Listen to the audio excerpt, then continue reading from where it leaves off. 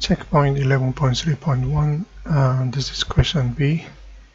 Okay, what problem arise in compiling program in B? Okay, this is B. You can actually see that from here. That means say constructor A in class A cannot apply to given type. Okay, so let's look at actual question here. We are learning with this in class C. We have a main method. We are trying to construct the object using class B. Okay, so go to class B. Yeah, here is the default constructor. Okay, seems to be okay, but extend class A. Okay, means class A is supposed to have a default constructor.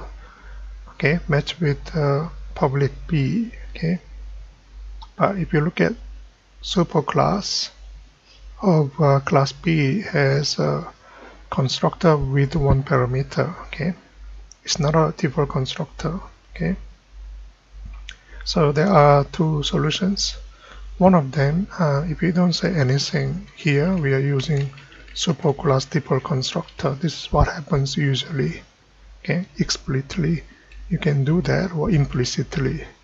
Okay, because the constructor doesn't match. Okay, these two of them doesn't match.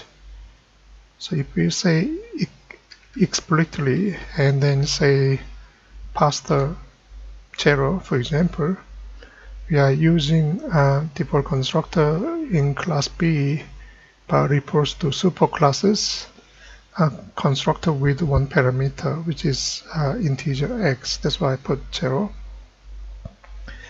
For this particular case, there is another solution. If you make a comment, you can introduce default constructor so that you can use this default constructor in subclass.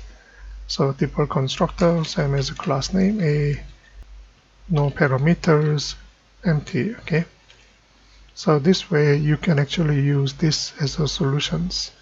Okay, this is how you fix the problem. That's all. Thank you.